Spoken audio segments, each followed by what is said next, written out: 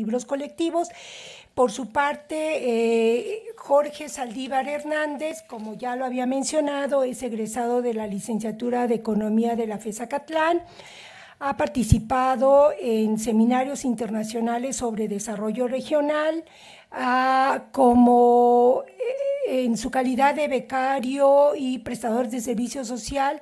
Aquí en el instituto ha colaborado con el doctor Óscar Ugarteche y recientemente fue beneficiario de la beca Familias Fuertes con becas de excelencia otorgadas por el Estado de México. Entonces, les damos las palabras a los compañeros para que inicien su presentación.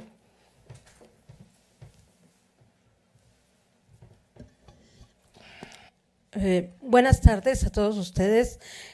Antes de comenzar la exposición, quisiera agradecer a la doctora Eufemia la invitación para estar aquí en este seminario de política fiscal contracíclica. Y bueno, como ya lo decía la doctora Tere, venimos a compartir un trabajo que estuvimos, bueno, en conjunto, yo como guía y Jorge como ejecutor, que es el trabajo que el próximo viernes Jorge presentará para obtener su título de licenciado en Economía. El tema de la ponencia es la emisión de deuda soberana en México y abrimos la pregunta: ¿la deuda soberana es un mecanismo para la estabilidad financiera o económica? Cuando Jorge me planteó trabajar este tema, a mí me pareció muy interesante porque, pues sí, a lo largo de estos 30 últimos años, definitivamente que el papel de la deuda soberana en México ha cambiado. Hemos pasado, o por lo menos lo que estamos planteando en este trabajo, es que en algún momento la emisión de valores gubernamentales pudo haber tenido, o el endeudamiento público ya de manera más general, pudo haber tenido una intención con finalidades de inversión productiva. Sin embargo, en etapas más recientes la deuda soberana ha cumplido otros papeles. Entonces, lo que hicimos en este trabajo fue analizar este papel de deuda soberana en un contexto donde está prevaleciendo la idea de la disciplina fiscal. Como ya habían comentado los dos ponentes anteriores, pues prevalece esta idea o esta estigmatización de que a veces endeudarse no es conveniente.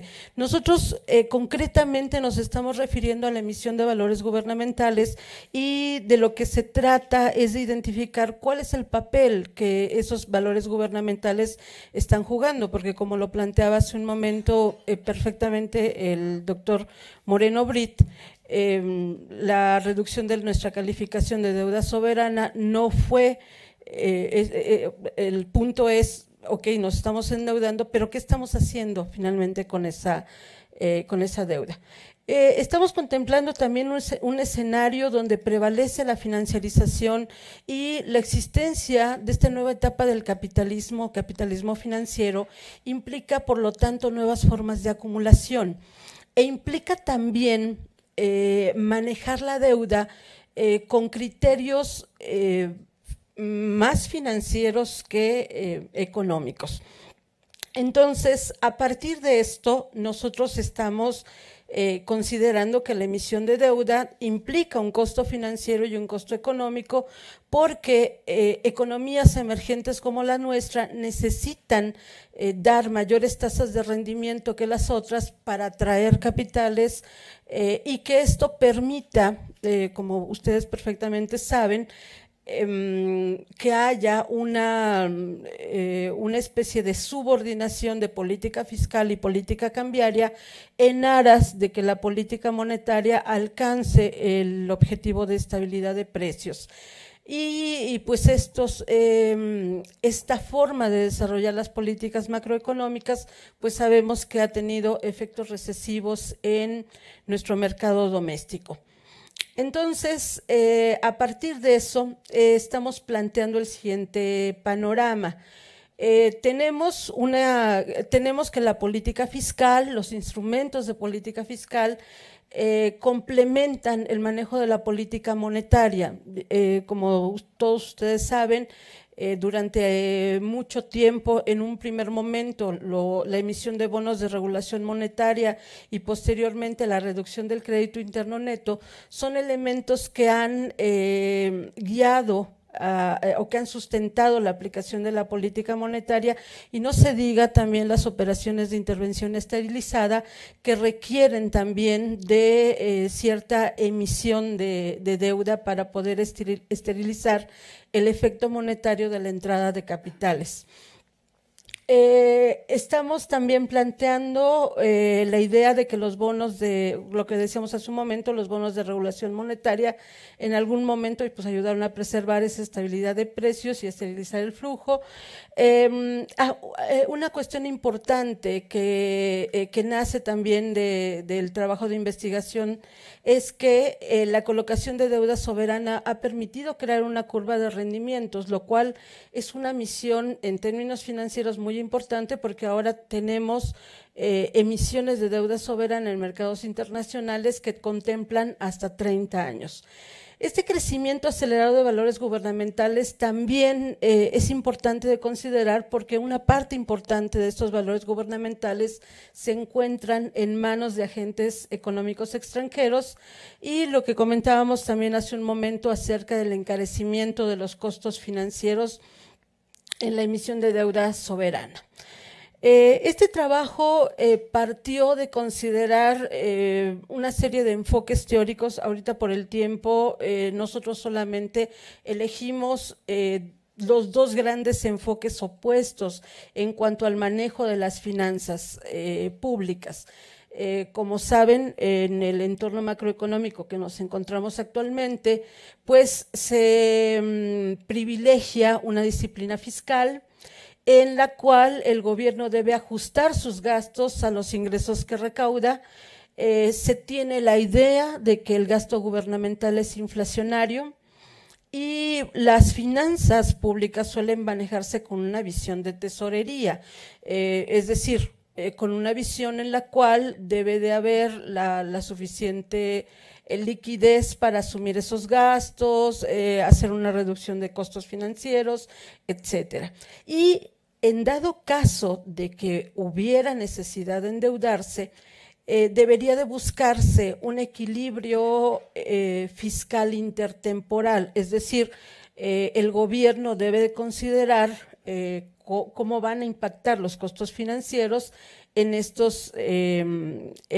los balances tanto primario como presupuestario. En el otro enfoque tenemos las finanzas funcionales. Estamos recuperando la idea de Ava Lerner en el sentido de que bajo un enfoque de finanzas funcionales, los instrumentos de política fiscal pueden funcionar para alcanzar diversos objetivos.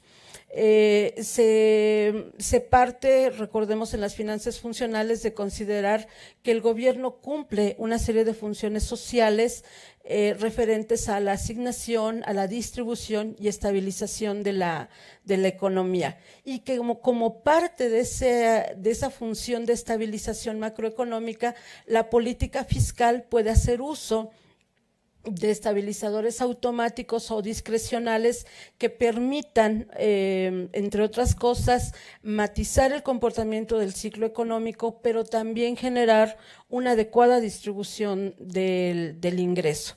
Y bueno, las finanzas funcionales pues no necesariamente acotan, como en el caso de las finanzas públicas sanas, parten de considerar, eso sí, un piso mínimo del gasto estatal que estaría dado por el suministro de bienes que debe de abastecer el gobierno, y pues establece que el techo dependerá del pacto social que prevalezca en esa economía. Con esto en mente, conviene recordar entonces que, independientemente de los enfoques que podamos adoptar, sí conviene recordar que las decisiones que se tomen sobre la forma en la que va a trabajar la política fiscal, pues van a tener efectos sobre la economía. hace un momento el doctor Moreno Brit presentaba varios indicadores que dan cuenta de ello. La deuda soberana tiene un tratamiento financiero diferente a la deuda privada. No es igual ser un emisor soberano a ser un emisor de deuda privada. Ustedes como estudiantes de economía pues saben perfectamente que eso es cierto.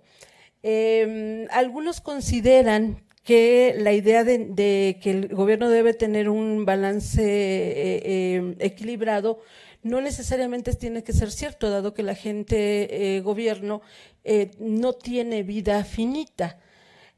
También que los bienes y servicios que provee pues no son bienes de mercado, por lo tanto no recibe ingresos directos por la provisión como ocurre para el caso de las empresas.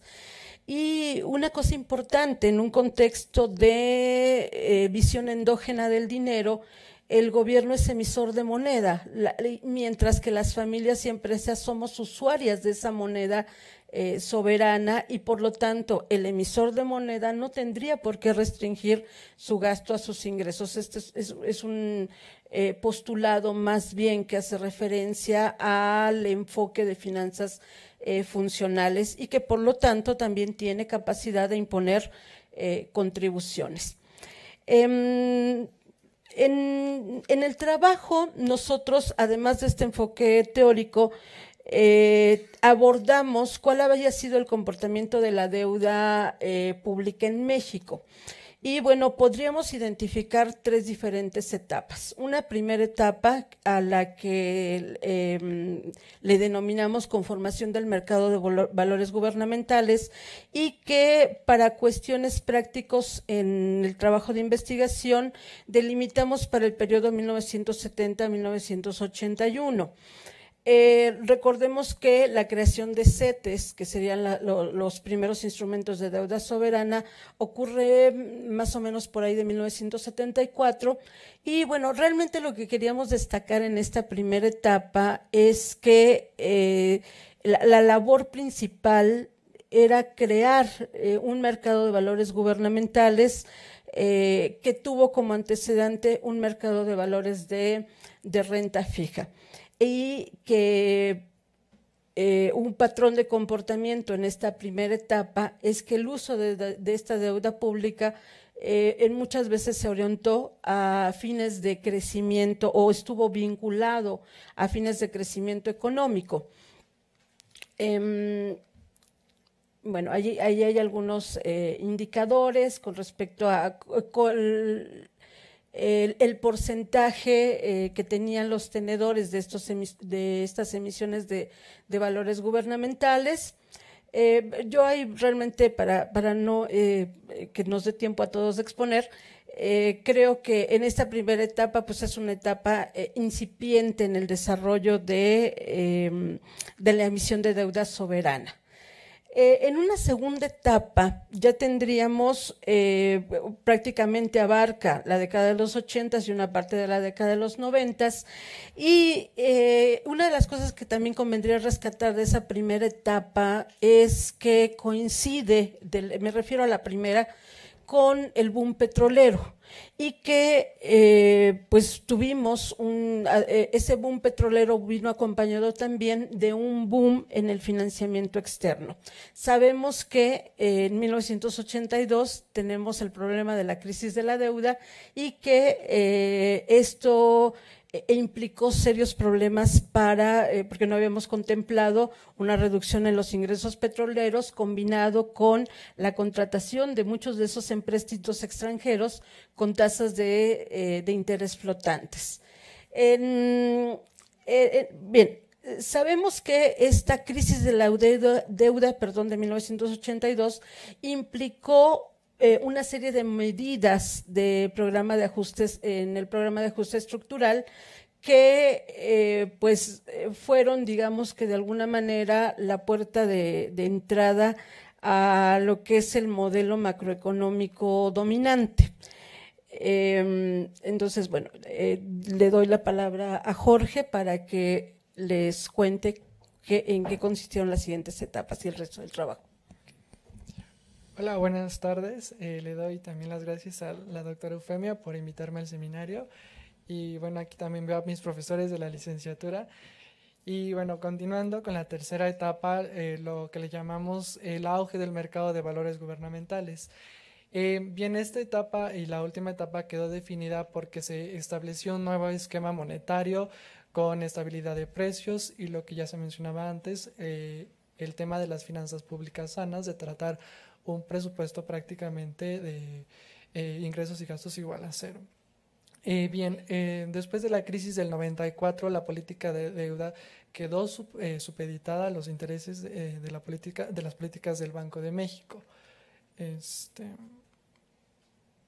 Bien, como podemos observar en la tabla 1, podemos ver en la primera columna del Producto Interno Bruto cómo perdimos en estos últimos 4 sexenios, perdón, la debilidad económica, es decir, traíamos tasas del 5%, incluso en 1970 reportamos tasas de 8%, pero bueno, en la actualidad pues se redujo esto. En cuanto a la inflación, sí mantuvimos estabilidad de precios. Podemos observar que nuestra meta inflacionaria del 3% pues redituó sobre esos números. Por otra parte, por el lado de nuestras finanzas públicas, observamos cómo también nuestra capacidad recaudatoria pues fue empeorando poco a poco, principalmente por la inestabilidad en los precios del petróleo, y a su vez porque tenemos una recaudación impositiva sobre el consumo. En cuestión del gasto en capital hay algo interesante porque observamos que sí las tasas varían y han aumentado, pero realmente esta inversión en gasto en capital se debe principalmente a fideicomisos que el gobierno otorga para mantener la infraestructura petrolera y la infraestructura paraestatal. Observamos también que los montos de deuda pública sí disminuyeron después del nuevo consenso macroeconómico, y observamos que bueno, ya actualmente la deuda disminuyó al 46%. Este trabajo bueno, se dedicó hasta 2016. Sin embargo, todavía redituó una tasa del casi el 48% con respecto al Producto Interno Bruto. En el balance presupuestario, que es el del lado de nuestras finanzas públicas sanas, pues prácticamente sí logramos un equilibrio presupuestal, pero dada la inestabilidad financiera volvimos al desequilibrio con tasas de menos 2% respecto al PIB. Aquí podemos observar, por ejemplo, en nuestra gráfica 2 cómo la línea negra es la participación de la circulación de los valores gubernamentales con respecto al PIB, y vemos que el despegue empieza desde 1997 y todo esto se debió principalmente porque bueno, mejoramos nuestro perfil de vencimientos, nuestras variables macroeconómicas se mantuvieron estables, pero poco pobres, por así decirlo, y bueno, canjeamos deuda externa por deuda interna. Bueno, esto facilitó evidentemente que este aceleramiento en el auge del mercado de valores gubernamentales. Finalmente, esta estructura de tasas de interés, como podemos observar en la gráfica 3, fue lo que todo el inversionista quería para una economía como México, ¿no? Conformar esta curva de rendimientos, y que también observamos en la gráfica 4 cómo es el canje de deuda externa por deuda interna, y vemos cómo se nos empezó a elevar, pues evidentemente en nuestra deuda pública. Nosotros planteamos como finalmente en el capítulo 3 un modelo dinámico para la deuda pública de México. Retomamos el modelo matemático propuesto por Matías Bernengo y Schoener-Wald, en el cual, bueno, él dice que las variaciones de la deuda pública respecto al PIB serían iguales a las variaciones que haya en nuestro balance primario, más nuestro costo financiero interno y externo respecto al PIB. En su forma estocástica, pues bueno, ya ocupamos las variables deuda, balance primario, costo financiero interno y costo financiero externo, todas con respecto al Producto Interno Bruto. Fueron 47 observaciones para cada una de las variables, y mediante la metodología de cointegración por medio de Engel-Granger, bueno, establecimos que nuestras variables sí cointegran en el largo plazo, y que finalmente entonces podríamos establecer ahora sí un pronóstico de lo que estaba ocurriendo con el costo financiero de la deuda. Si bien observamos que el balance primario no fue significativo y el costo financiero externo tampoco fue significativo, dado que, bueno, por el lado del balance primario hemos tenido esa política de equilibrio presupuestal que nos fue mandada en la Ley de Presupuesto y Responsabilidad Hacendaria de no tener un balance primario más allá del 3% del PIB o un déficit público más allá del 3%.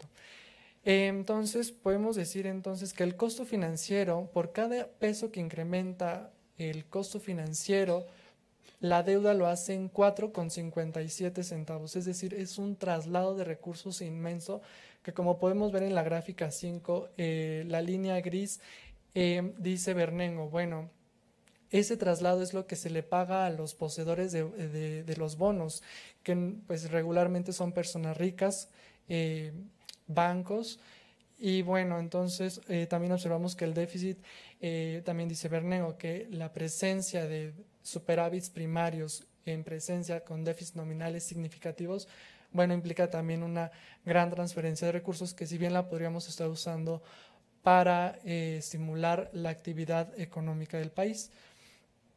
Entonces, como conclusiones generales, bueno, decimos, ¿qué está pasando con nuestra deuda pública? ¿Hacia dónde la estamos encauzando? Es decir, hacia estimular la parte financiera, pero la parte macroeconómica, el crecimiento económico, tenemos una baja debilidad. Y bueno, tan solo en 2016 se pronosticó que la deuda llegaría a los 9 billones. Ahorita actualmente ya llegamos a los 10 billones.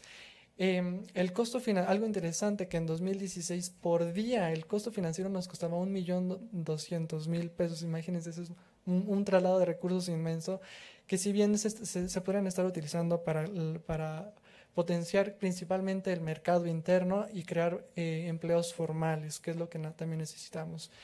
Entonces, finalmente yo concluyo con que, bueno, la deuda pública debería evaluarse principalmente no por criterios financieros, sino más bien a qué variables podríamos impactar y más que nada, bueno, ya lo decía el oponente pasado, es de parte de los multiplicadores, ¿no? Que muchas veces dicen, a lo mejor no se están efectuando las inversiones porque tenemos pues no sé, corrupción, todo esto que afecta evidentemente las proyecciones de un inversionista. Entonces, bueno, sería todo. Sí, ya. Bueno, les damos las gracias a nuestros ponentes y continuamos con la siguiente presentación, que es expuesta por la doctora Nitzia Vázquez Carrillo, quien presenta el trabajo Análisis del proceso globalizador y consecuencias de la aplicación de la disciplina fiscal sobre el crecimiento económico, las crisis bancarias y la deuda pública. La doctora Nitzia Vázquez Carrillo pues tiene el doctorado y la maestría en economía por la facultad, tiene la licenciatura de contaduría por la Facultad de Contaduría, es una experta en cuestiones fiscales, tanto nacionales como internacionales, y pues libros muy importantes sobre precisamente el sistema financiero mexicano y auditorías fiscales. Entonces tenemos a una gran experta aquí, ella es profesora de la Facultad de Economía. Le damos la palabra a la doctora Nitzia.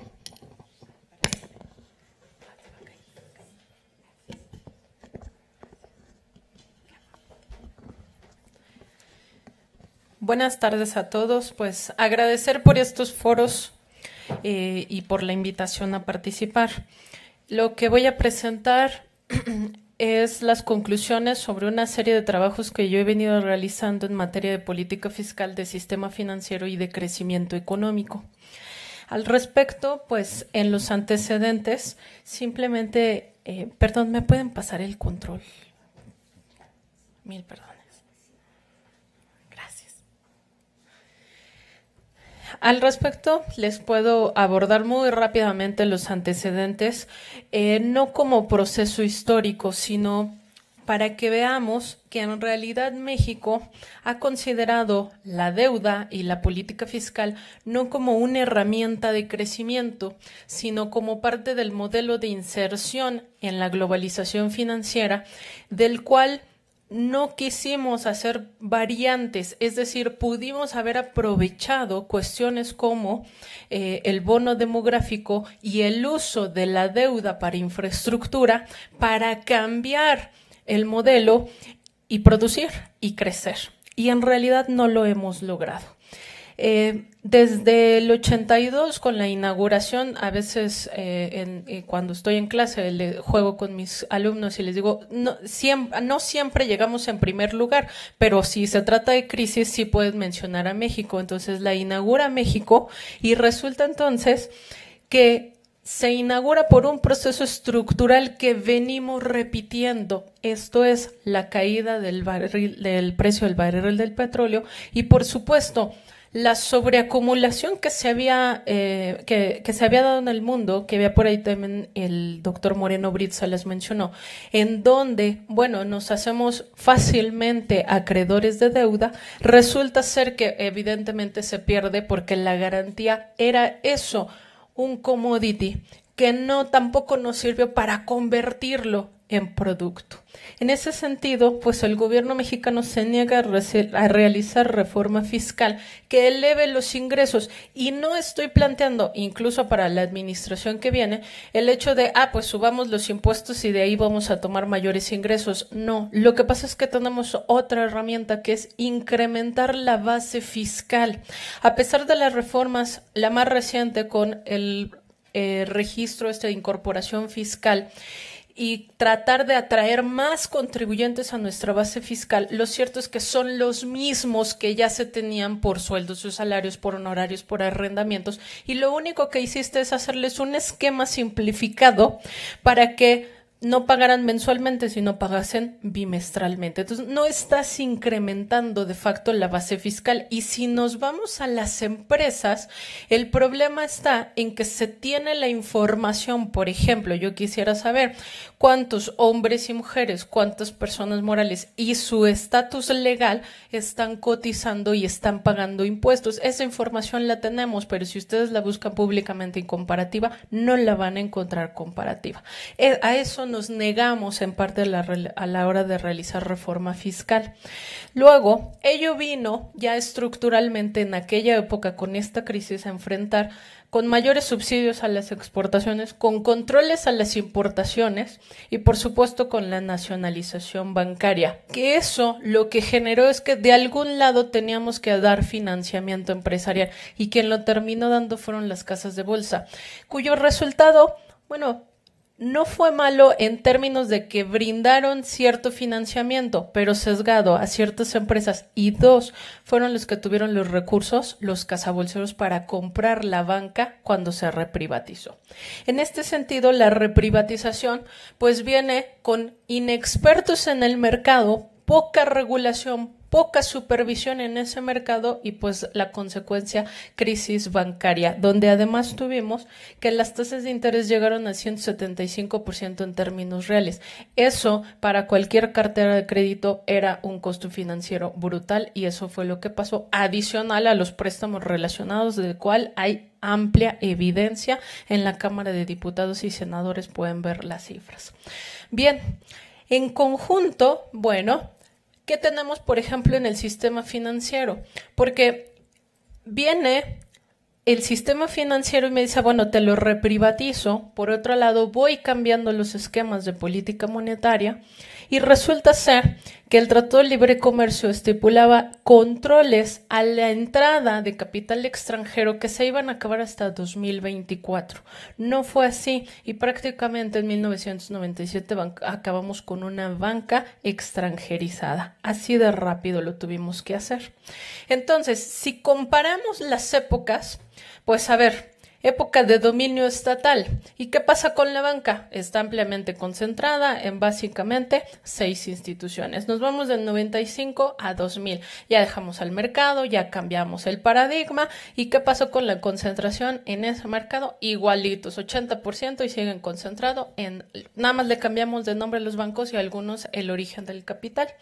Y si nos vamos un poquito más actual, 2018 con cifras actuales, ¿qué tenemos? Exactamente lo mismo o peor, porque ahora llegamos al 95% si lo ven desde activos, desde carteras, desde el número de sucursales. Ok, ¿y qué están haciendo estos bancos con la deuda pública? Tenemos y hemos encontrado que resulta ser entonces que los bancos, desde la reprivatización hasta la fecha, podemos mostrar cómo de pronto se convierten, pues por supuesto, en los compradores primarios de esa deuda pública. Segundo, una fase en donde invirtieron bastante en derivados, claro.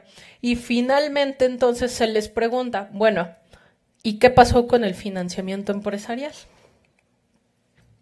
Por su parte, esta disciplina fiscal, que también los anteriores expositores la han abordado abundantemente, en donde me dice, bueno, yo tengo que lograr esto, ingreso igual a gasto. Eso lo que hacemos es no generar mayores ingresos porque no hicimos rediseño de la política fiscal.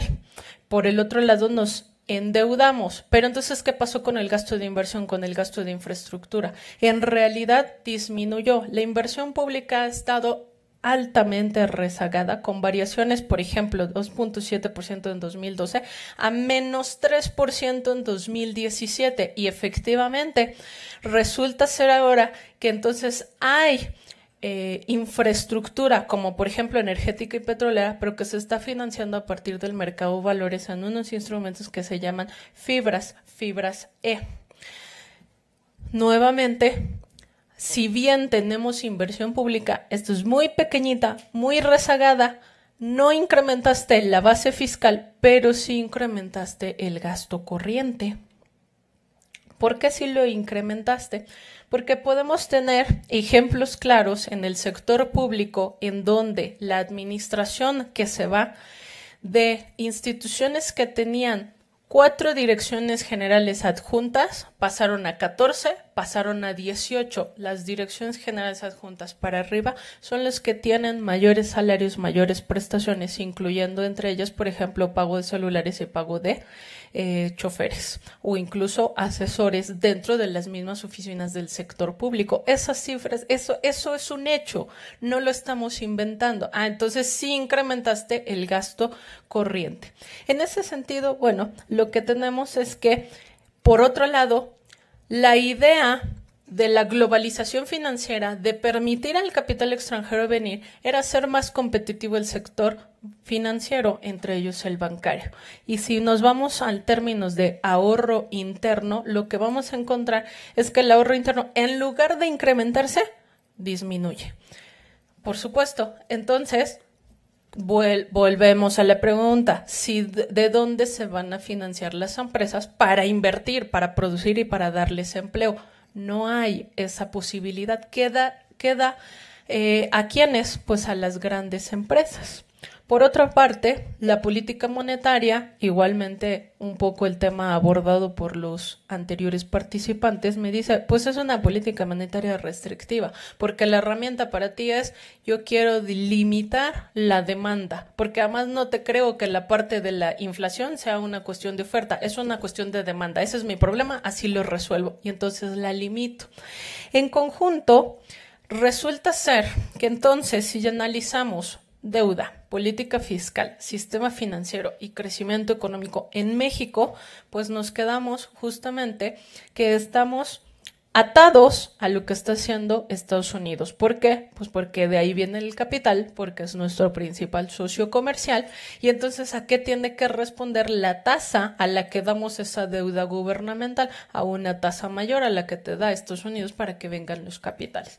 En ese sentido, pues la política monetaria, yo aquí ya hasta le denomino política gemela, porque si Estados Unidos sube la tasa de interés, ¿nosotros qué vamos a hacer? Pues la vamos a subir, y entonces es cuando les digo a mis alumnos, ya ven cómo no necesariamente, no están haciendo una expectativa, eso es lo que va a tender a pasar. ¿Por qué? Porque conocemos la estructura de la economía mexicana. Por supuesto, la deuda pública ya se abordó, aquí nuevamente presentamos la gráfica, se ha incrementado, no lo pueden negar. Lo único que hizo la administración actual es cambiar los plazos y entonces de corto plazo, de mediano plazo, pues ya les metió deuda a 100 años. Para que ustedes no se preocupen, sus hijos tampoco, pues hay por ahí de sus nietos y sus bisnietos que se preocupen por las emisiones que se hicieron además en dólares norteamericanos y en libras esterlinas. Claro, con su correspondiente costo financiero, pero es a 100 años. En México, entonces, a partir del 1990, bueno, pues tenemos este proceso globalizador, la liberalización, la apertura financiera, la desregulación, de tal manera que por eso es que los bancos pudieron invertir en incluso derivados. Los fondos para el retiro están invirtiendo en instrumentos como fibras, como ETFs, con una capacidad máxima hasta el 15% del patrimonio. Es decir, ese ahorro guardado para el retiro se puede invertir bajo esas cifras en esos instrumentos en el mercado de capitales.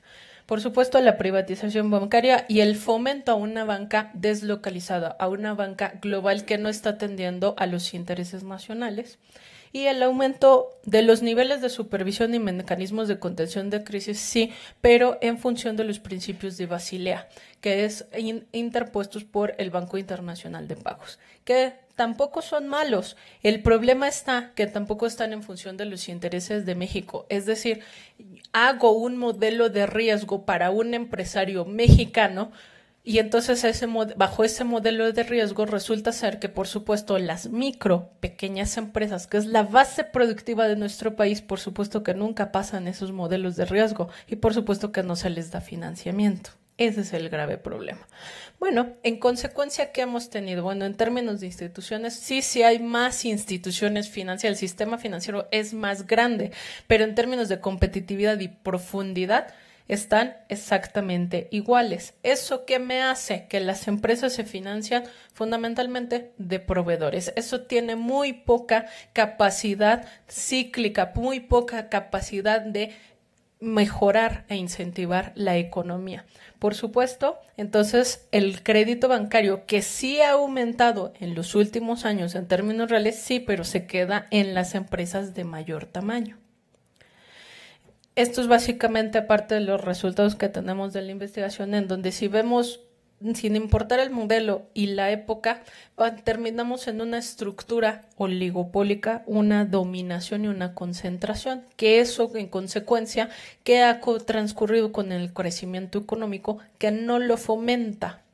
Y no lo fomenta porque la deuda se utiliza no para hacer encadenamientos productivos. De estas conclusiones parto para la propuesta específica es, bueno, la deuda, efectivamente, como lo comentaron los compañeros, la deuda no es mala en tanto se genere la capacidad de pago. Y efectivamente, no hay que solo pensar en horizonte temporal, que es lo que han hecho las administraciones anteriores, cambio los plazos y los términos, sino hay que utilizarla para generar mayores ingresos y que esos ingresos sean suficientes para esa deuda. 2, utilizar la política fiscal como herramienta de crecimiento. ¿Y eso cómo lo haces? Fundamentalmente incrementando la base fiscal y una vez que la logres incrementar, utilizar los recursos en infraestructura pública, lo cual a la fecha no se ha querido hacer. Y finalmente, hacer un balance de la deuda de la política fiscal en función de desempeño, en función de resultados, no en función, pero resultados aquí en México, no en función de lo que estamos esperando que ocurra con los capitales para que vengan, porque entonces estamos en función de lo que ocurre en el exterior y no en nuestro país. Y finalmente, pues que el sistema financiero, pues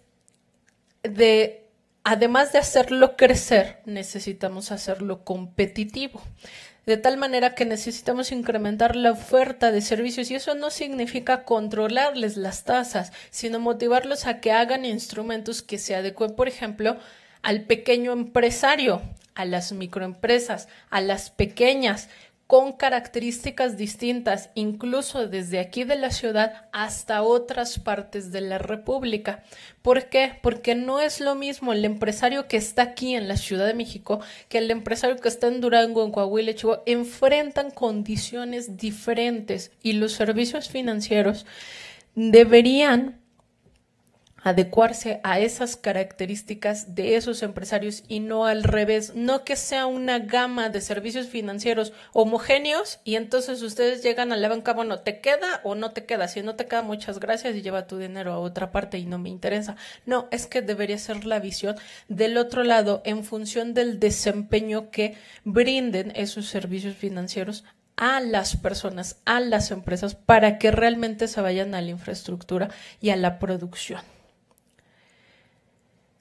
La política fiscal, entonces, pues en realidad ha favorecido a los grupos más poderosos de nuestro país, incluyendo el sector financiero, porque, pues, ¿para qué te presto? ¿Para qué me arriesgo si tengo rendimientos constantes en otros instrumentos? Y además te sirven a ti de fuente de financiamiento. Entonces no tiene sentido arriesgarme contigo. Y cuarta y última, adicional a esta parte de política fiscal y sistema financiero con crecimiento económico. Para que haya crecimiento económico debe de haber encadenamientos productivos y para que haya encadenamientos productivos debe haber una política industrial activa, es decir, sentarnos a mirar y hacer una planeación estratégica. Es una metodología desde CEPAL que nos dice, te tienes que sentar y poner la misión, la visión, los objetivos estratégicos de tu país y decirme en qué eres bueno, a dónde quieres llegar y cómo vas a hacer esos encadenamientos para lograrlo. Es lo que no tenemos en México. Tenemos muy buenos sectores productivos, pero no todos están encadenados. Entonces es claro, es como si a unos los pongo a hacer hilos, a otros los pongo a hacer tela. ¿Y de qué me sirve ese hilo y esa tela cuando acá me estás demandando tecnología? No hay encadenamiento productivo y eso es lo que hace falta.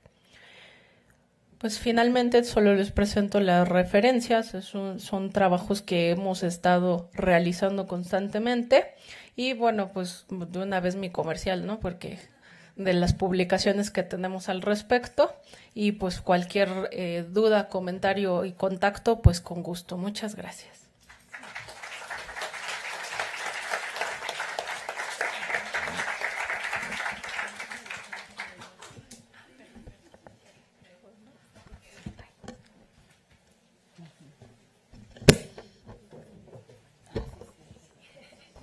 Gracias. Bueno, continuamos con la tercera presentación, que es de la doctora María Isabel García Morales, cuyo título de su ponencia es Disciplina financiera de las entidades federativas e indicadores de endeudamiento. La doctora María Isabel García Morales es profesora investigadora del Instituto Politécnico Nacional. Tiene la licenciatura en Economía y la maestría y doctorado en Estudios Latinoamericanos. La doctora García ha asesorado un número vasto de tesis sobre los temas de deuda subnacional, finanzas subnacionales, ha coordinado proyectos PAPIT, ha presentado ponencias en diversos foros nacionales sobre los temas precisamente de finanzas subnacionales, que es un tema muy importante, como lo vamos a ver con su presentación, y que muchas veces se deja de lado, pero que es tan importante, por ejemplo, el problema de la deuda subnacional como la de la deuda federal, ¿no? Adelante. La presentación, si se puede abrir. Bueno, buenas tardes. Me da mucho gusto estar aquí en el instituto, regresar como profesora. Yo estudié aquí toda la parte del enfoque económico de estudios latinoamericanos y agradezco a la doctora Eufemia por la invitación, igual a la doctora Tere López, que por cierto hemos coincidido en algunos congresos en Chiapas. Muy agradables los intercambios. Y precisamente escuchando a la doctora Mónica y a la doctora Nitzia, pues es muy interesante ver que aunque uno esté abordando los temas, pues los enfoques siempre son muy enriquecedores. Bueno, ¿cuál es la finalidad de mi ponencia? Es que voy a tomarme el tiempo porque si no...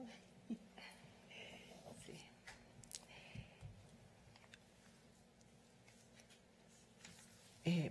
Antes de comenzar la ponencia, quiero señalar que esta se desprende de un proyecto de investigación del Instituto Politécnico Nacional, en el cual participan alumnos. En este proyecto la mayoría son de licenciatura. Está aquí Dafne, que ella está trabajando en el estado de Nuevo León. Alexia, ella es el de Coahuila. Fanny, que está apoyándonos ahí también con el servicio social en el proyecto. Y bueno, hemos hecho reuniones para analizar este problema. Bueno, yo realmente el objetivo de esta ponencia es analizar cuáles han sido las propuestas que se han venido realizando para resolver el problema de endeudamiento público subnacional o endeudamiento de estados y municipios.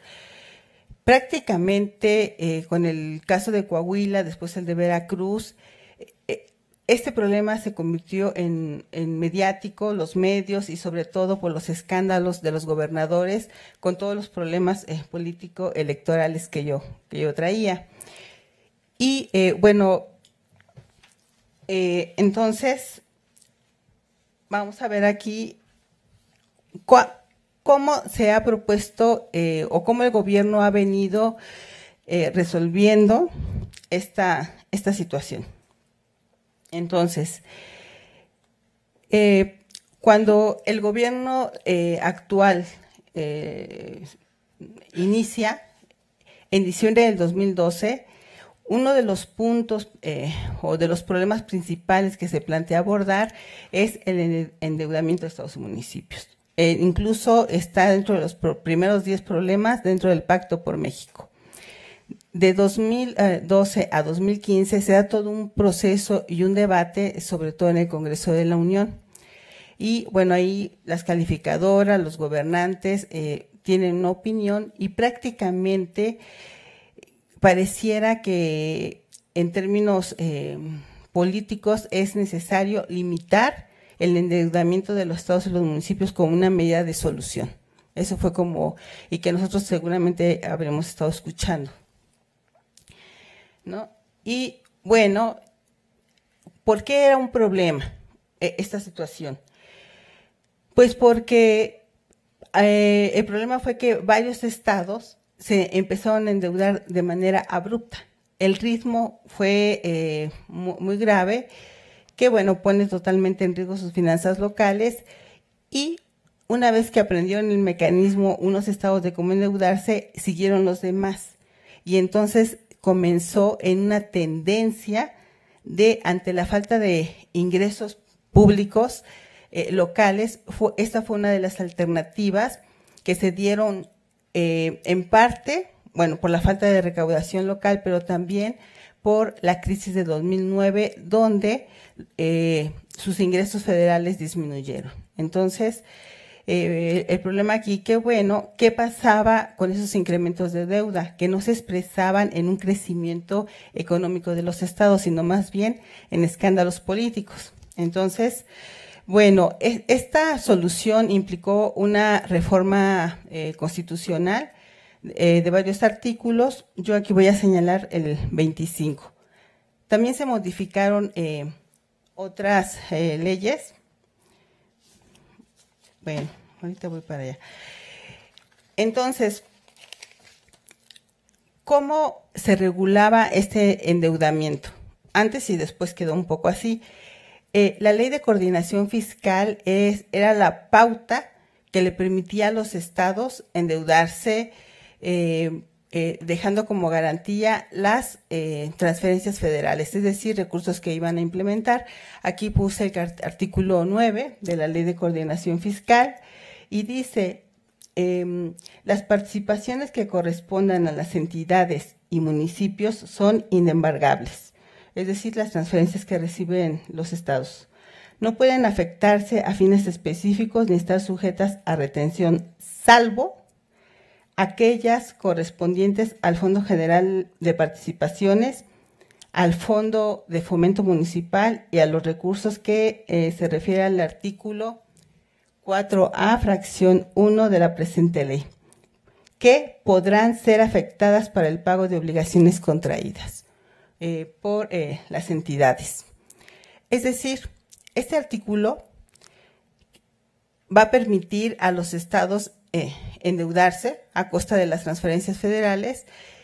Y bueno, allí el artículo 4A es el 25% que les corresponde por parte del IEPS.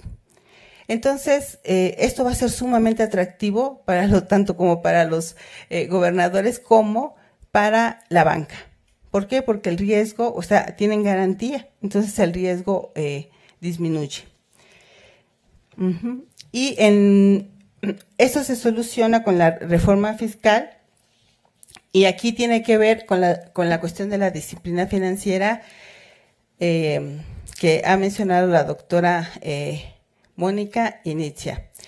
El artículo 25, que se retoma para solucionar este problema, establece que corresponde al Estado la Rectoría del Desarrollo Nacional para garantizar que éste sea integral y sustentable mediante el fomento del crecimiento económico y el empleo. Y con estas reformas en 2015 se adiciona lo siguiente: el Estado velará por la estabilidad de las finanzas públicas y del sistema financiero. Es decir, la prioridad, cuando uno lee la ley, uno pensaría que pues, el objetivo es que se disminuya el endeudamiento. Pero aquí el objetivo es esto que se ha venido diciendo de la disciplina financiera, es la estabilidad, antes que mejorar las finanzas locales. Por eso, bueno, aquí lo resalté. Y junto con esta reforma constitucional en la cual se modifican varios artículos acorde a este objetivo, bueno, la Ley General de Contabilidad Gubernamental y otras también se modifican. Y bueno, prácticamente el objetivo de la ley es que las diferentes instancias de gobierno emitan información homogénea. Y se agrega que los estados y los municipios deben de rendir cuentas, no solo en materia de endeudamiento, sino en todo, en materia presupuestal, en materia de gasto. De hecho, deben de hacer sus presupuestos de ingreso y gasto en función de los criterios generales de política económica. Y es curioso, porque los criterios generales de política económica de la Secretaría de Hacienda, por ejemplo, creo que del segundo año de Peña Nieto decía, el crecimiento económico del país depende de el crecimiento de Estados Unidos y de que se aprueben las reformas estructurales. Entonces dice uno, entonces como, ¿qué? ¿No? Sí, okay. Y ahora también sometes a los estados y los municipios como a este seguimiento, ¿no? En términos obviamente legales. Y bueno, también establece criterios o requisitos de endeudamiento para que los estados puedan contratar deuda. Se establece un consejo de armonización contable que vigile toda esta provisión de información y rendición de cuentas, lo cual pues sin duda es un avance, pero queda un poco en términos de esta disciplina fiscal, esta disciplina financiera, porque sin información pues es también difícil disciplinar algo. Bueno, entonces, en este contexto, se promulga la Ley de Disciplina Financiera de las entidades federativas y de los municipios. Y aquí, bueno, dice que tiene por finalidad establecer criterios generales de responsabilidad hacendaria y financiera a estados y municipios, así como sus respectivos entes públicos, ¿no? Para tener a nivel subnacional un manejo sostenible de las finanzas públicas. Y bueno, ese es como el objetivo. Y la Ley de Coordinación Fiscal, la Ley Federal de Deuda y todas son supletorias de esta, pero esta es la que ya concretamente se va a establecer a regular o a solucionar este problema. El objetivo principal va a ser que los estados y los municipios tengan un balance presupuestario sostenible.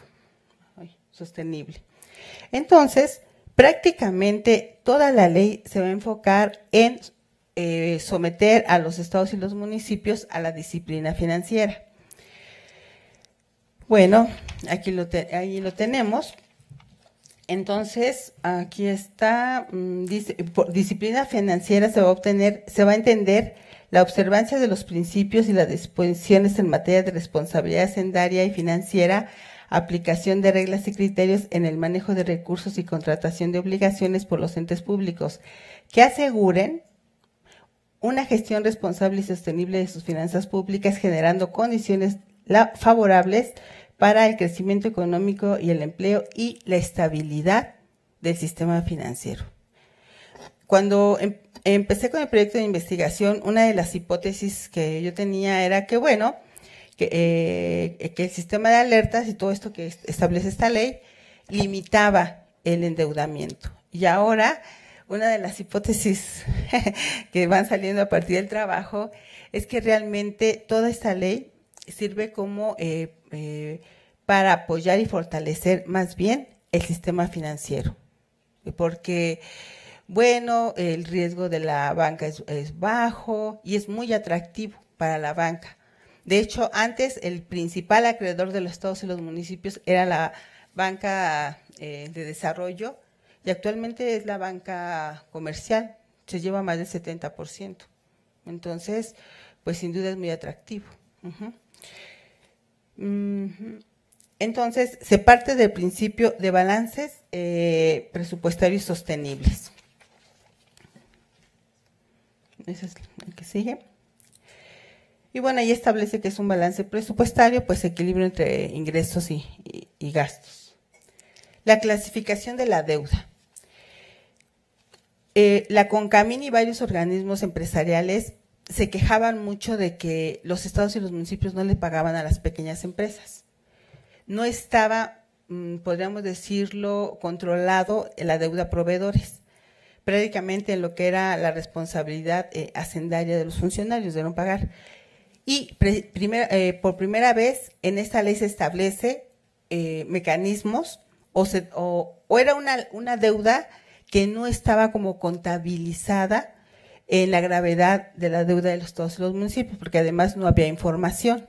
En ese sentido es un avance la ley, ¿no? De que hay mayor información, o están obligados a los estados y los municipios a brindar más información, pero por primera vez se establece esta deuda a proveedores.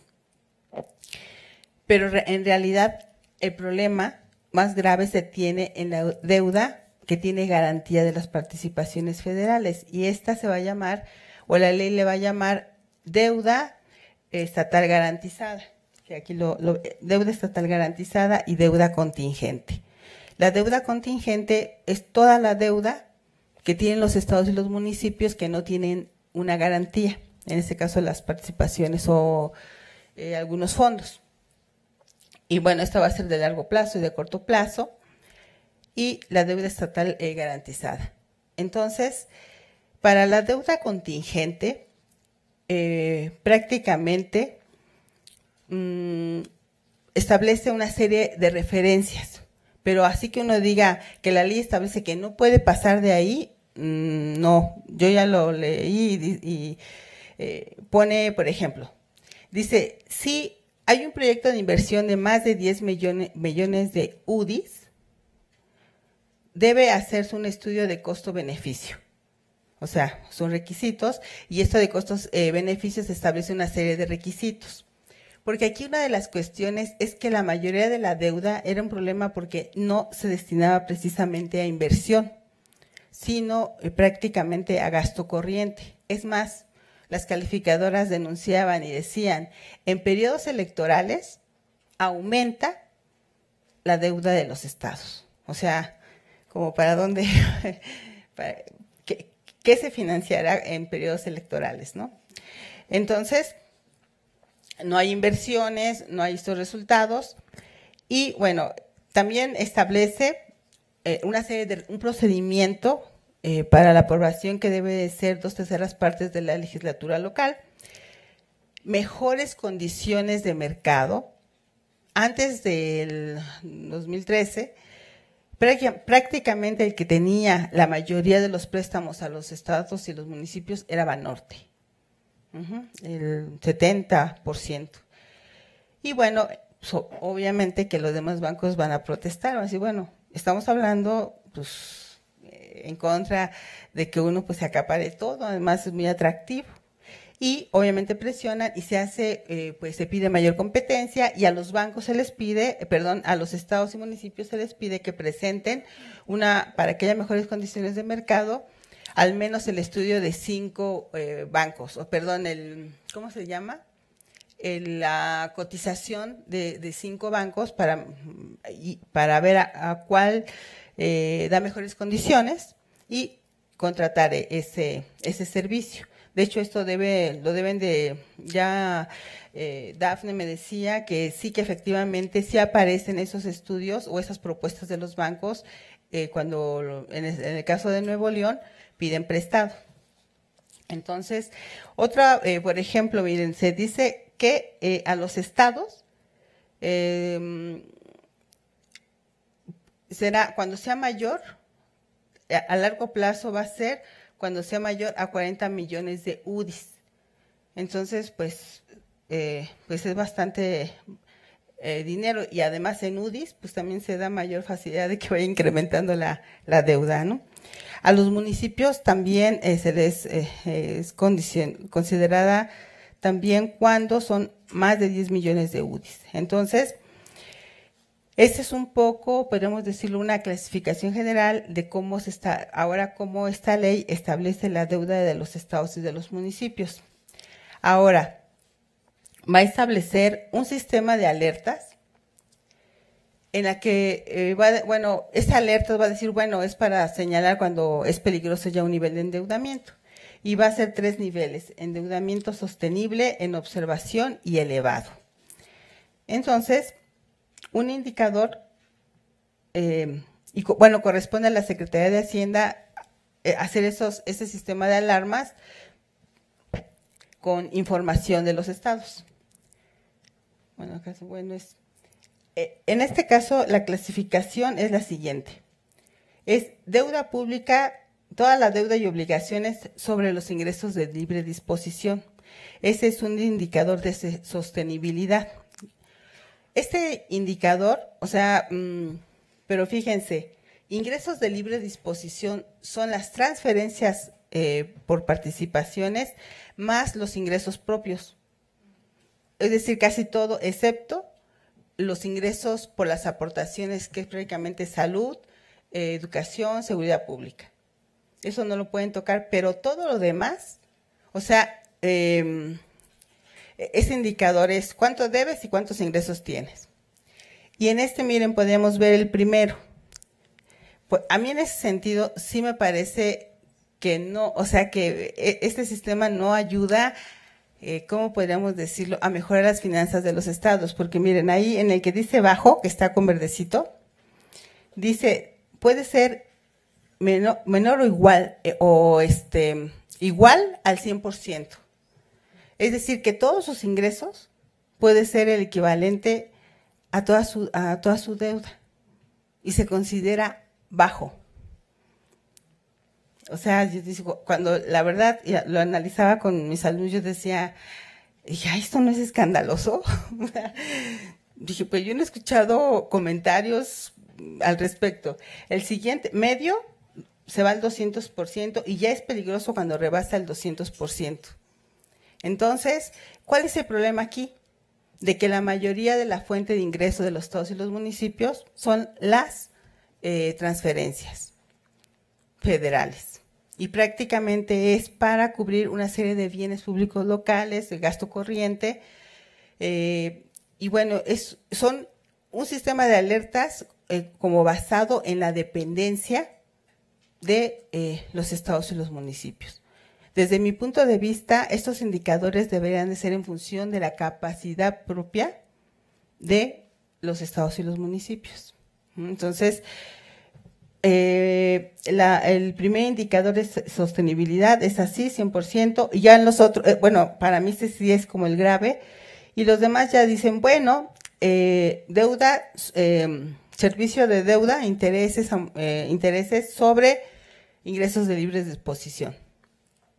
Y aquí ya nos pone parámetros, bajo 7.5%, medio 15%, alto 15%.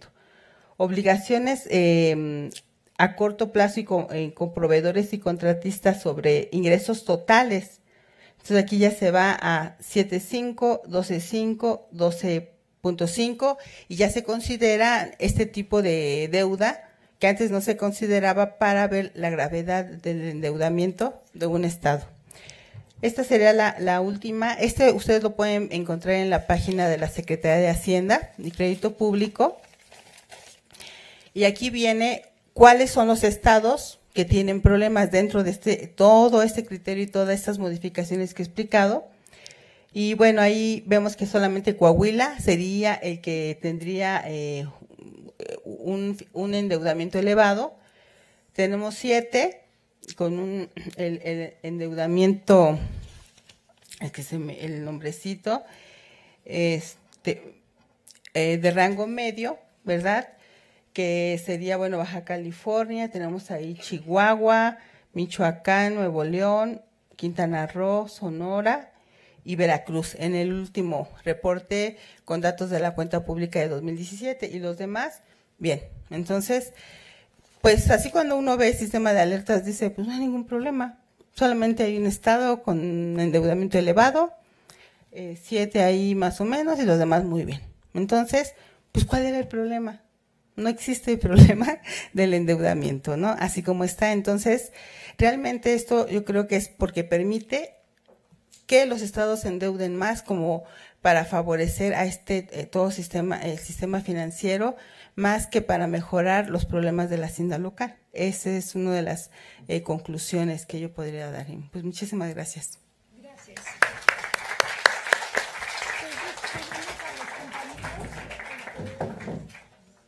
Yo creo que nos recorremos para acá. ¿Quieren de aquel lado? Sí, sí, ajá. Sí. Esto ya.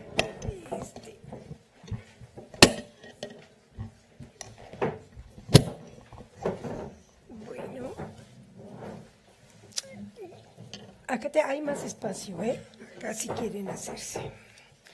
Bueno, tenemos la última presentación de esta mesa, que son por dos compañeros, Asael Josué Mateo Mendoza y Alejandra del Ángel Hernández, cuyo trabajo se titula Estructura actual de la deuda subnacional, análisis y evidencia empírica 2015-2018.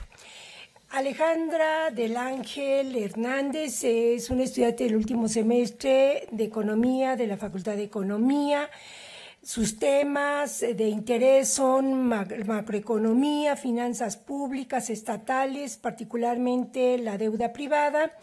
Y tanto ella como Asael son colaboradores de este seminario, han hecho un excelente trabajo aquí con la doctora Eufemia Basilio y les damos la palabra a los compañeros.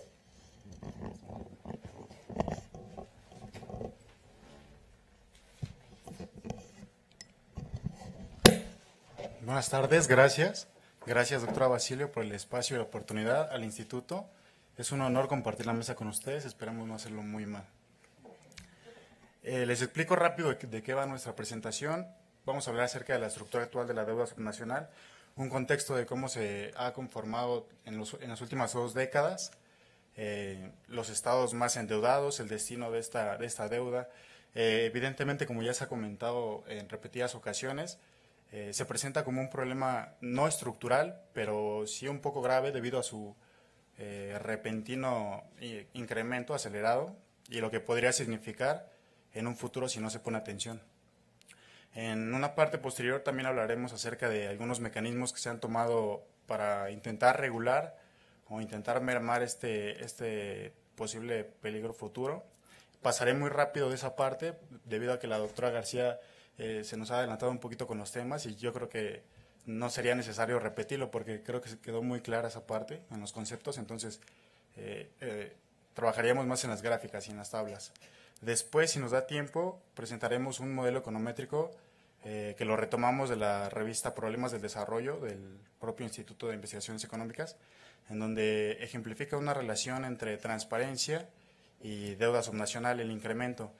Y también en una segunda parte de este modelo, los límites. Por ejemplo, algunos estados han tomado como parte de sus medidas para mantener estable la deuda subnacional, límites acerca del endeudamiento. Entonces vamos a ver si es significativo o no es significativo. Y al final, a manera muy rápida, acerca del riesgo que podría significar, ¿no? Mi compañera Alejandra a continuación.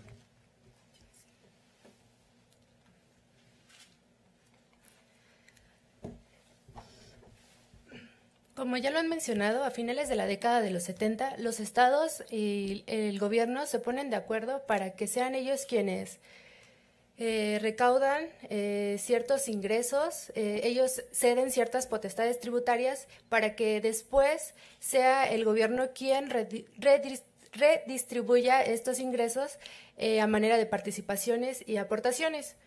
A partir de 2008, la tasa de crecimiento anual de la deuda llega a niveles que rebasan el 20%, y uno de los principales factores que se atribuye a este comportamiento es el episodio de Lehman Brothers en Estados Unidos, porque al caer la actividad económica en el país, la cantidad de participaciones y aportaciones que las entidades recibían disminuyó. Entonces, ellos, para cubrir esta brecha entre gastos e ingresos, acuden a los bancos a adquirir deuda y así encuentran en el endeudamiento una posible ruta de crecimiento.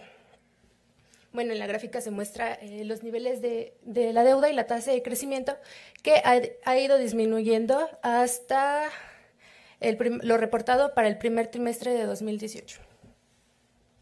Sin embargo, el crecimiento que ha tenido la deuda de 2008 a 2018 ha sido cerca del 185%. En esta gráfica presentamos la relación que existe entre los ingresos garantizados y las participaciones, así como la deuda subnacional. De acuerdo a los datos reportados, podría decirse que a corto plazo la deuda subnacional no representa un riesgo, pero ya hemos visto que la estructura de plazos ha cambiado, trasladándola cada vez a más largos plazos, y por eso, con relación a los ingresos garantizados y a las participaciones, no representaría como un grande riesgo.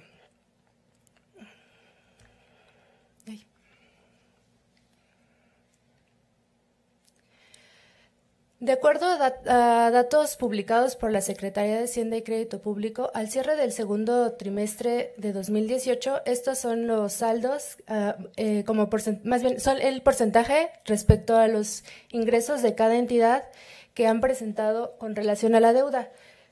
Siendo los más endeudados de mayor a menor están Chihuahua, Quintana Roo, Chiapas, Coahuila y Nuevo León, y los menos endeudados son Tlaxcala, Querétaro, Campeche, Guanajuato y Tabasco. En esta gráfica se ve el comportamiento de los 5 estados más endeudados y, con excepción de Chiapas, que empieza su acelerado crecimiento en la deuda desde 2006, todos incrementan su ritmo a partir de 2008. Una de las causas que encontramos por las cuales estos estados aumentan tanto su deuda es por los destinos que tienen de ella.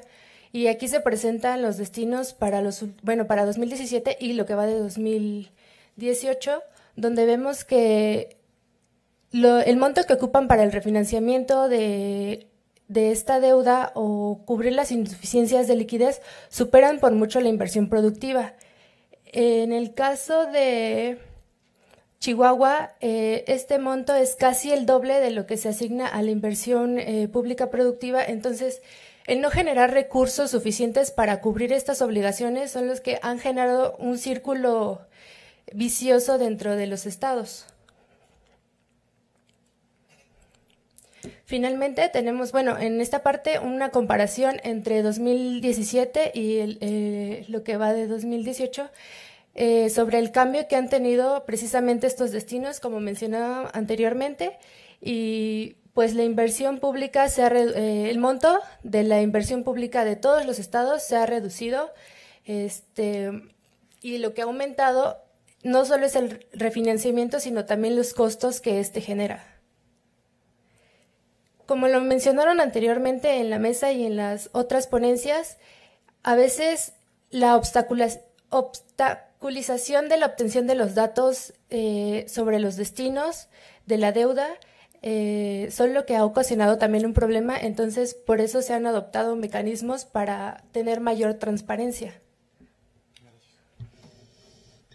Como lo comentó hace un momento mi compañera, a partir del 2008 es en donde en México a nivel de entidad federativa se ha visto un incremento desproporcionado de la deuda debido como lo habían comentado también los ponentes anteriores, a que a través de las participaciones federales y aportaciones y gastos federales que emite el gobierno a las entidades, pues se redujo drásticamente precisamente por la crisis.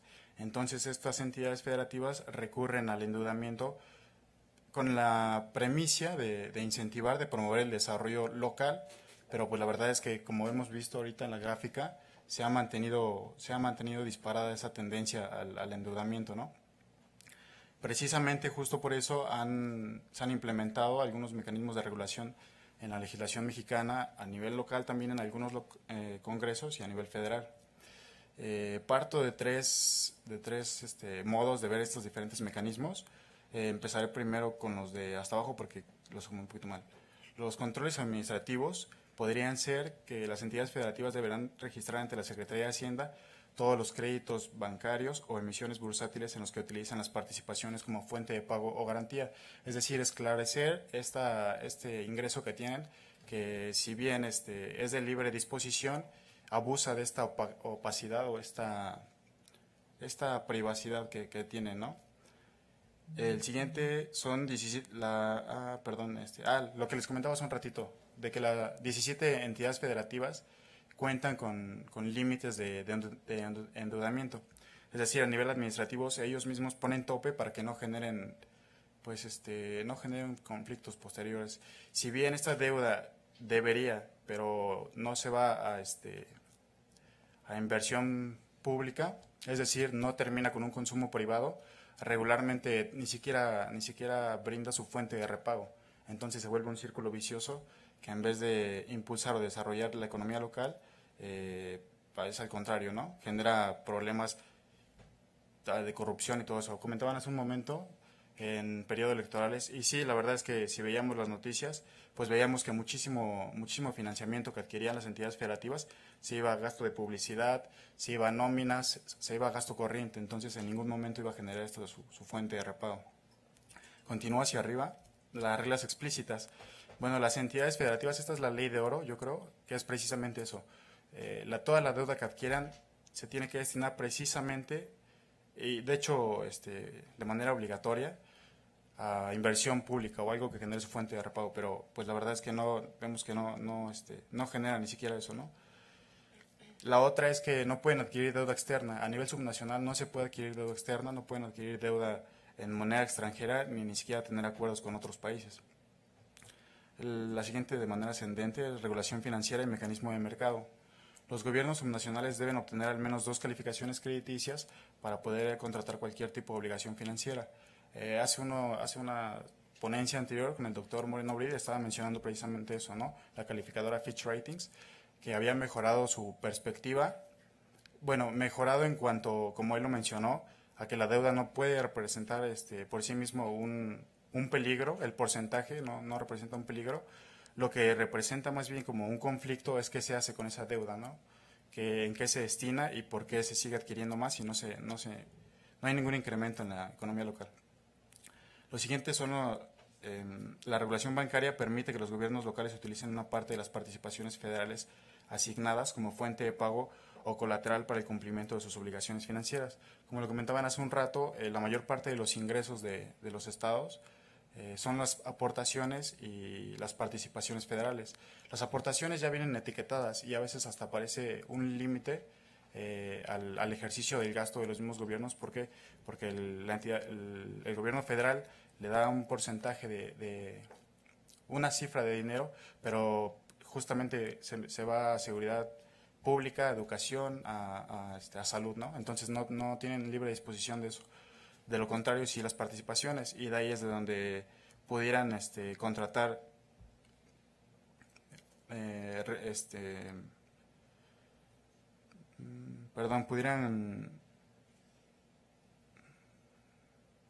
pudieran usarla como fuente de pago o como colateral para seguir financiándose, ¿no?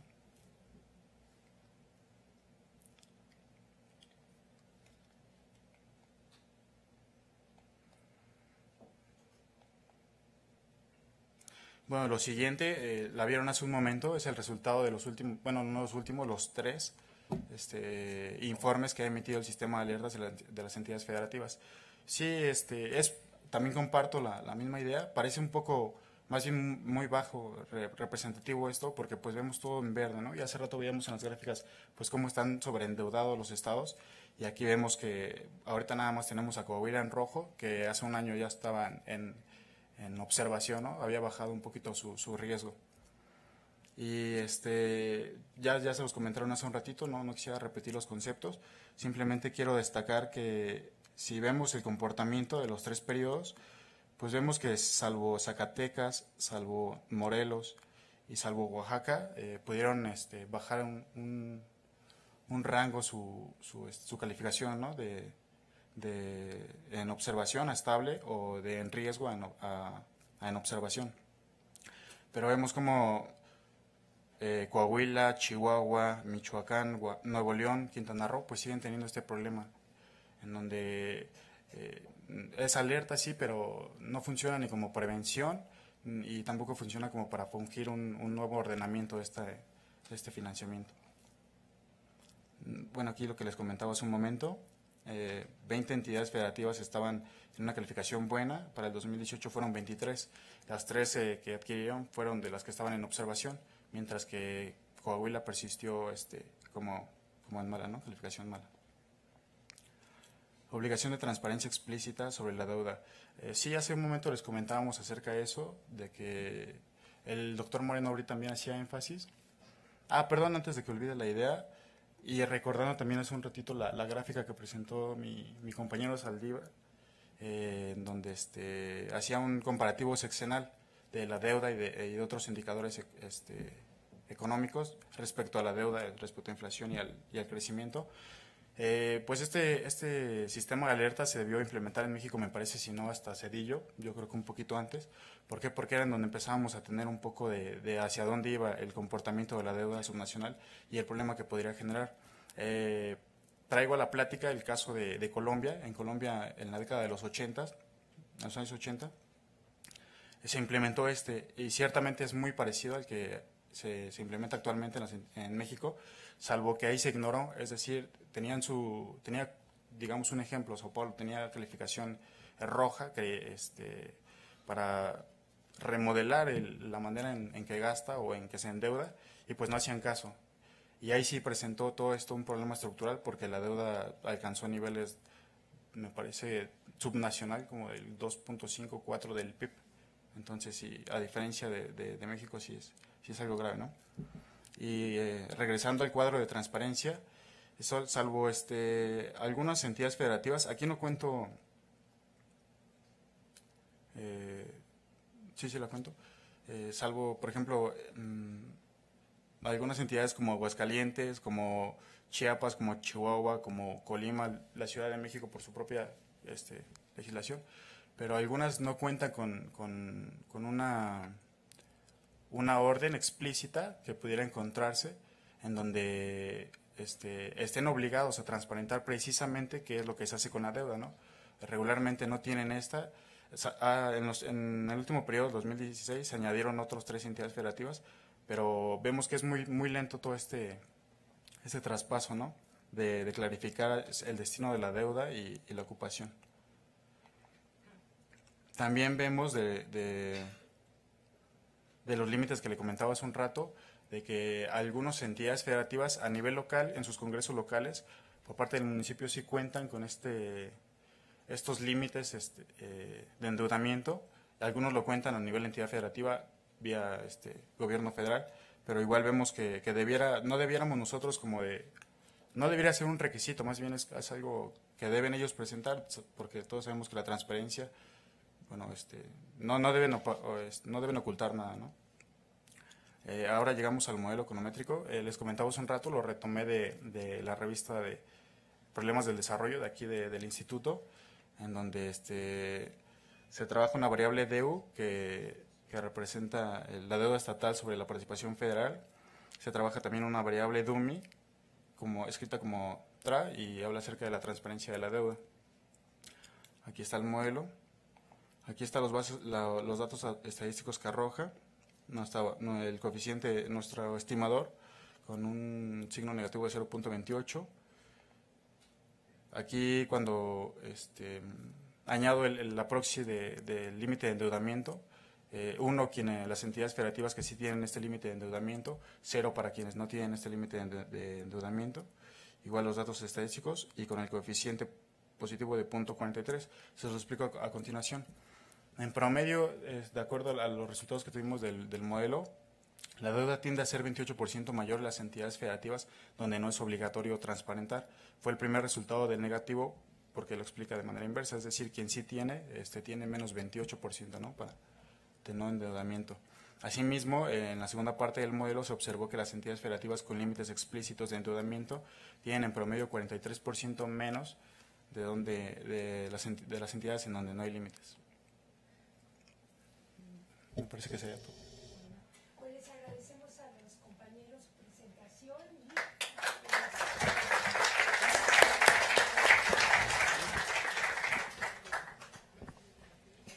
Tenemos 5 minutos para un par de... igual aquí lo puedo. Tenemos 5 minutos para plantear algunas preguntas a la mesa, si hubiera interés.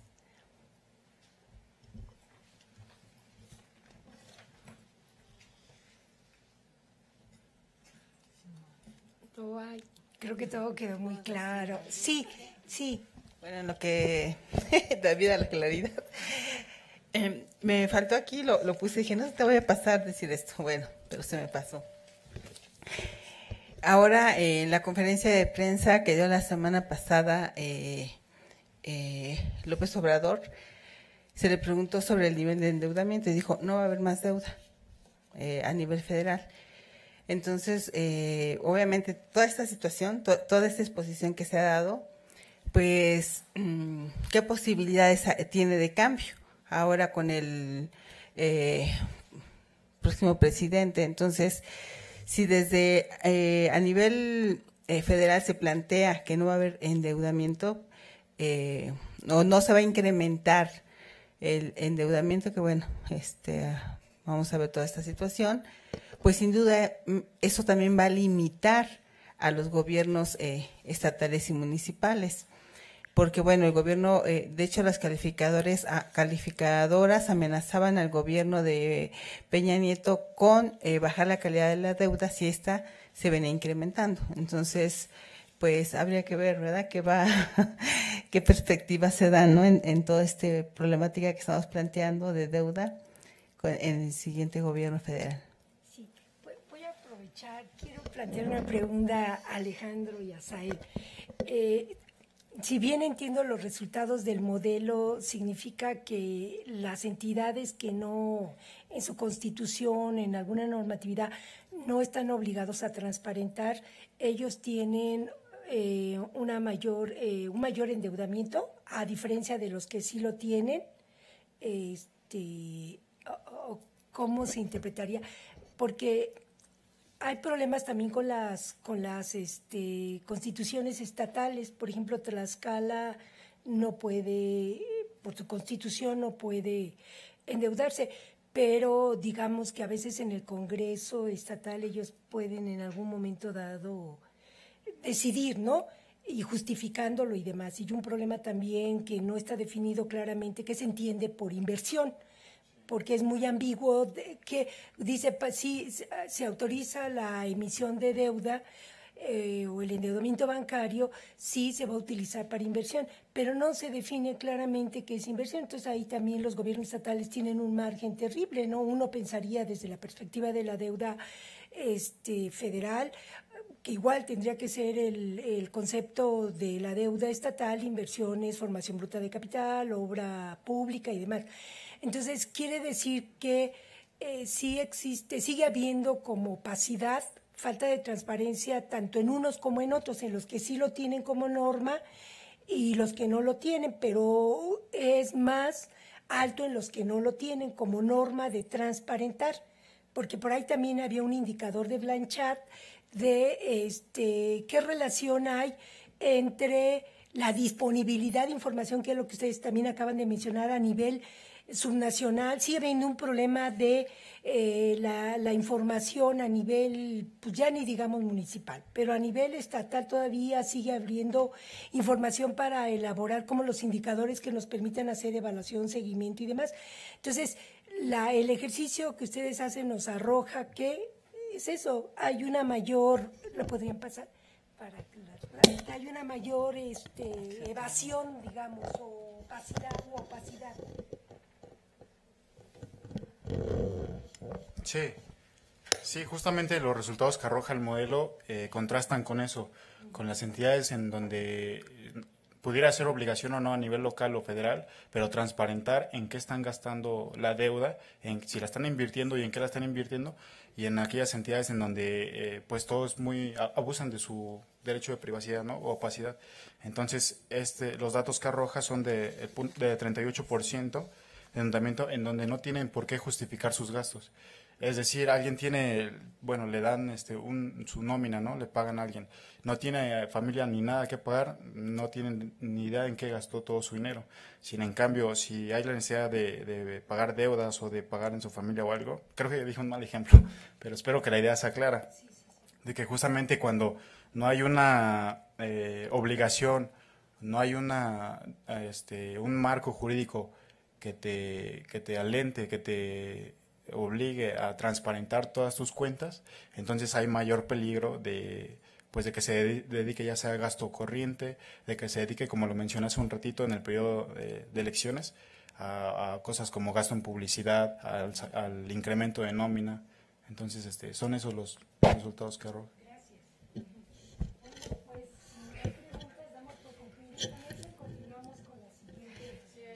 Perdón. Es que incluso retomando el ejemplo que usted mencionaba sobre Tlaxcala, es el estado que presenta el menor porcentaje de endeudamiento con respecto a su ingreso. Entonces, la pregunta, es que sí realmente influye mucho que se vean obligados a transparentar todo este destino que adquieren con la deuda. Gracias, Ale. Sí, bueno, ahora sí no le interrumpo la palabra a nadie. Bueno, pues damos por concluida esta mesa y continuamos con la última mesa del día de hoy.